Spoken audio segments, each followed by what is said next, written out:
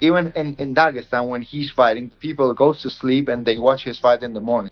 Is there any headway on Islam Makhachev and Jack Della Maddalena if that title fight's going to get booked soon?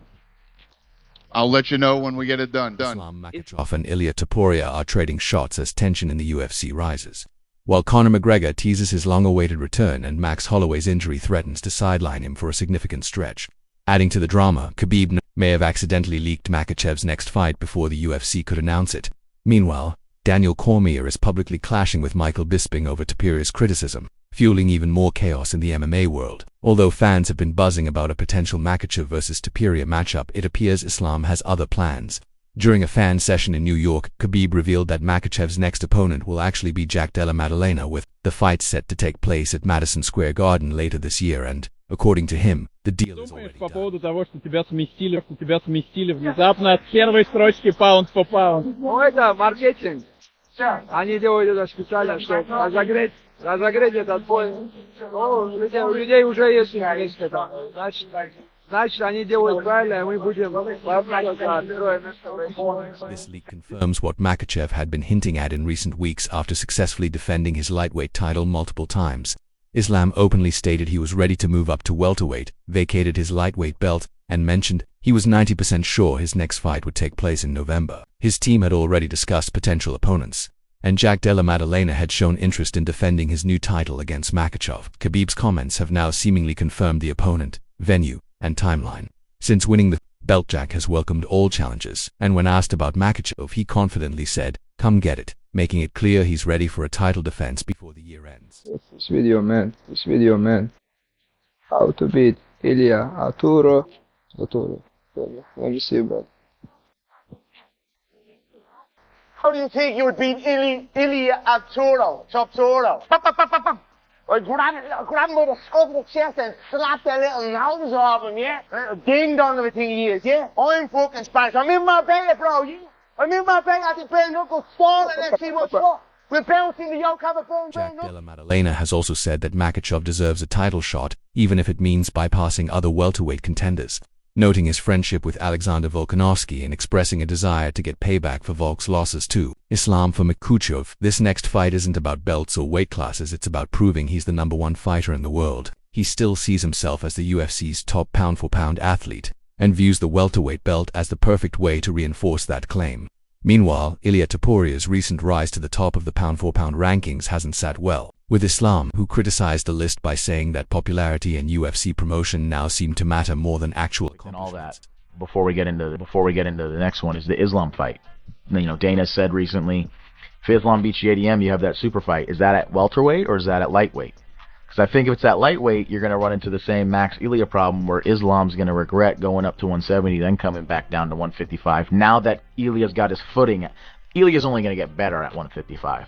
You want to be one of the first guys to fight him. You don't want to be the 4th, 5th guy where he's really, you know, Dustin, Charles, all these guys said they didn't feel like UFC hasn't officially announced anything yet, but all signs point to UFC 322 in November, featuring Islam Makhachev versus Jack Della Maddalena as the main event. Madison Square Garden, which traditionally hosts major UFC fights every November, is the likely venue, offering a prime stage for both fighters. Islam has never competed there, and JDM has yet to headline a major US card. The timing lines up perfectly, as no other clear main event is set for that date, and neither fighter is injured or committed to other obligations.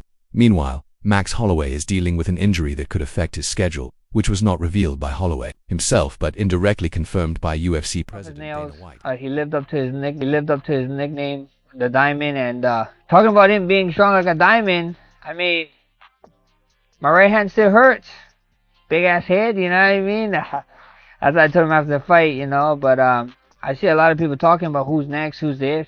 There's a lot of fun fights, like I said, for me at 55. Like I said, there's Oliveira. I mean, if Justin gets the next title shot, that would be cool. If I get the next title shot, I'd be sick. But if you have hopes of me fighting before the end of the year... While addressing questions about potential future matchups for Max Holloway, Dana White revealed that Holloway is currently banged up, indicating he's dealing with an injury that would keep him out of the octagon for the near future. This update came during a broader discussion about upcoming title fights, where Holloway had been considered a leading candidate to challenge Ilia Topuria for the featherweight title. especially after his dramatic knockout victory over Justin Gaethje, the BMF belt. His electrifying performance at UFC 300 had fans and analysts calling for him to be rewarded with another title shot, this time against Topuria, who dethroned Alexander Volkanovski earlier this year.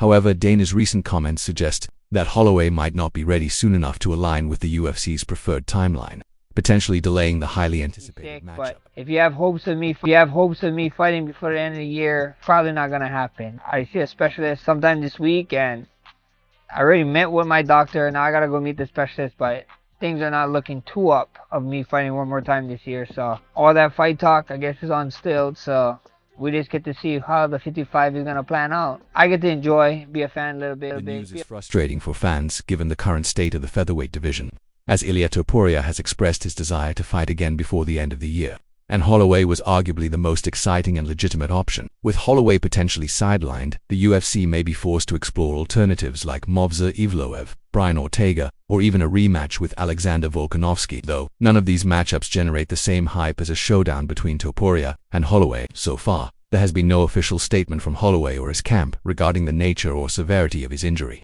and he has remained active on social media, posting regularly without showing any visible signs of a setback. Poirier's shotgun. He does a really good job of killing people with this thing, okay? And then a lot of the time he'll go hook after, and that sucks, okay? Max did a really awesome job of any time Poirier would throw this, Max would throw this type of kick, but it would almost be back, like he was almost like switching back, but he would rocket this kick and come back to his stance.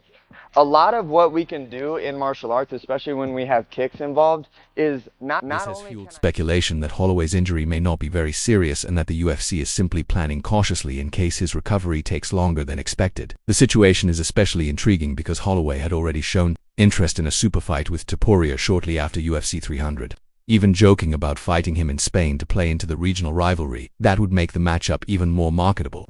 Topuria responded positively but emphasized that he wanted to fight on his own terms and timeline.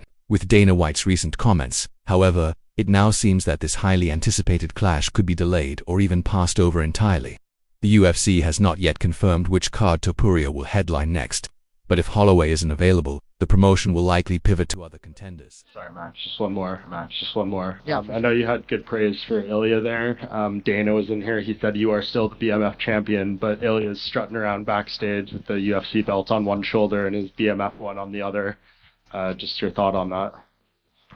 I mean, it is what it is. It was, it is.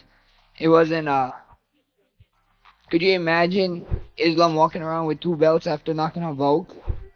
Let that sink in. You know, the belt was in a Injuries like this are common in MMA, but the timing couldn't be worse from a promotional standpoint, as Holloway had just regained major momentum, not only as a top contender but also as a fan favorite riding the hype from his BMF victory. Any delay could hurt his chances of securing the next big title shot, especially in a division where contenders are constantly shifting and new names are emerging. For now, the only certainty is that Holloway won't be back in the octagon as soon as fans had hoped. Meanwhile, Islam Makhachev and Ilia Topuria are reigniting their rivalry, recently trading words during a live Instagram session after Makhachev dismissed Topuria as a showman rather than a true fighter.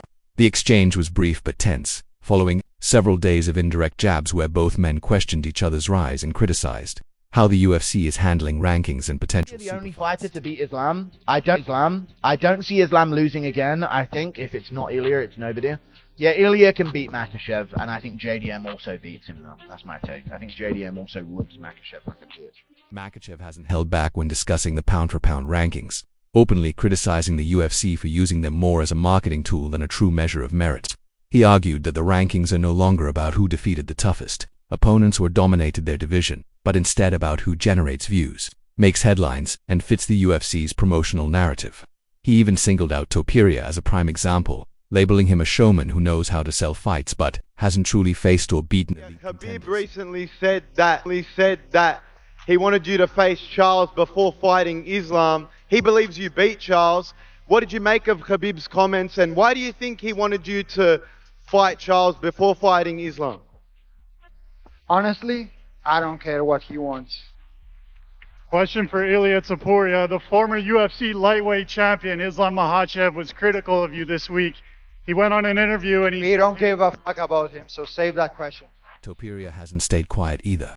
In a recent interview, he claimed that Makhachev is frustrated because fans aren't talking about him anymore, saying, "I'm the face now. He had his moment now. It's my time. People want to see me." Topuria also pointed out that while Makhachev successfully defended his belt, he has never faced an opponent like him, someone fast, sharp, and capable of blending power with movement. He confidently added that if they fought, he would make Makhachev look slow. Topuria is vacated, right? So that's the difference, right? So that's the difference now is Topuria is saying, like, I'm no longer at that division. Like, I'm now at lightweight. With the confidence from knocking out Holloway and Volkanovski back-to-back, he thinks that, hey, I can knock these guys out. But the only fight he's had at 55, he's gotten dropped by Jai Herbert. And then we've seen him get, like, out-muscled and out-wrestled by a couple guys at 45.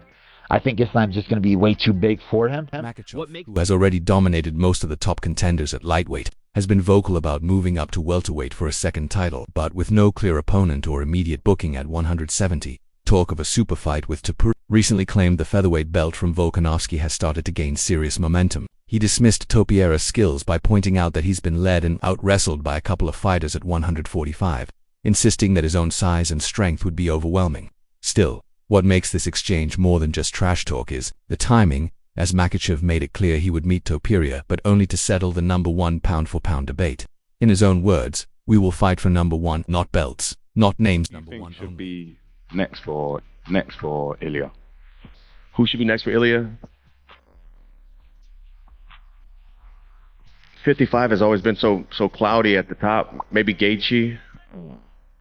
I think him going to 170 to fight Islam, if Islam wins, is a stretch. You know, Islam's big, man. I've never seen Ilia in person, but he seems smaller. I know obviously he can knock anyone out. I do think if they fight, Ilia can knock anybody out from 45 to 170. It's clear that what frustrates Makhachev isn't Topuria's skills, but the way he surged in popularity and jumped up the rankings, which he sees as hype-driven rather than earned through merit. Topuria, meanwhile, has taken every opportunity to promote himself and solidify his star power. In the midst of this, Conor McGregor has officially begun his return journey to the UFC, with the first tangible sign being his submission of a sample to the USADA testing pool for 2025, initiating the mandatory testing period required for a sanctioned comeback, while McGregor has teased a return for months. This is the first concrete step in line with UFC protocol, especially after his previous withdrawal from the highly anticipated Michael Chandler fight scheduled Ladies and for gentlemen, June. Happy New Year to you all.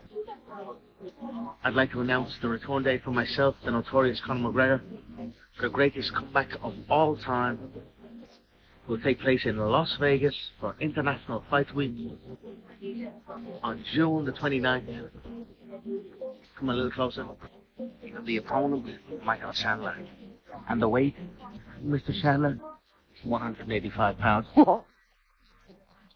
The update was quietly confirmed through the official testing logs, showing that McGregor submitted his first sample of 2025 in Q3 under the UFC's anti-doping policy, now overseen by PFSI, Peeled Free Sport International. Following USA exit, fighters returning from retirement or long layoffs are required to complete 6 months of testing before being cleared to compete. However, the familiar exemption rule still exists, allowing the UFC to waive the full 6-month period in special cases, a rule that sparked controversy earlier this year when McGregor was expected to fight Michael Chandler in June without having entered the testing. I do like to know. I know. I'm in this zone until I can clear my slate. It's looking like I'm headed to the Oval Office again. So that's where I'm heading next. But I let these men fight for this one, and I'll support them and back them all the way. Now that McGregor has finally submitted his first sample, if the UFC follows standard protocol, the earliest he could compete would be January 2026. While that might seem distant, it actually aligns perfectly with the UFC's promotional strategy, as the organization often builds its biggest cards in Q1 and Q2, a McGregor comeback headlining a blockbuster event like UFC 310 or UFC 311 would make ideal business sense. In response to the news, Michael Chandler posted a cryptic tweet that all but confirmed he's aware of the update and remains willing to wait for the long-anticipated showdown. Things are going great. The White House, Dana White said, you and John Jones, that's a real deal. I'm going home. I'm going to get the head down. I'm going to rest. They're testing me. I'm in the pool. I says, man, I thought that's what the pills are for, jumping in and out. But I'm back in the pool. So get ready and stay ready. The damage will be done. Oval Office, White House. Chandler has remained adamant that he'll wait as long as necessary for the McGregor fight, even if it means being sidelined from active competition for nearly 2 years. Several fighters have weighed in on the situations, some skeptical, others simply relieved that there's finally a concrete step toward McGregor's return. Justin Gaethje and Dustin Poirier, among others, have openly questioned whether the UFC will truly enforce the 6-month testing requirement or grant McGregor another special exemption. What makes this update especially notable is the silence surrounding it, as McGregor has yet to post anything flashy or over the top about the test, an unusual move for someone who typically makes headlines with even the smallest gesture. I think so. I mean, he has to, right? I think he has an expensive lifestyle too. When you're up in your boat and taking jets and doing all that, money starts to get drained, right? So he has 2 fights left with the UFC. Oh, it's 2. And then after that, he has the freedom to do the big box. This may signal a more focused or at least more calculated approach from McGregor. After years of rumors, cancelled bookings, legal battles, and promotional drama, this testing sample is the closest thing to real certainty that fans have seen in a long time. Meanwhile, Daniel Cormier has entered the discussion over Ilia Topuria's next opponent, specifically calling out Michael Bisping for what he considers hypocrisy in the former champion's recent criticism. Bisping, alongside co-host Paul Felder, had taken aim at Topuria for suggesting he might rather vacate the lightweight title than defend it. Against current #1 contender Arman Tsarukyan, Cormier quickly reminded Bisping that he made a similar choice during his own middleweight reign, prioritizing legacy and financial opportunity when he opted to fight George's Stipe instead of facing Outside of DC, you've got the best hit. You've got the best hit. You know, that counts for something. This guy, boy. This guy. Somebody knows Johnson.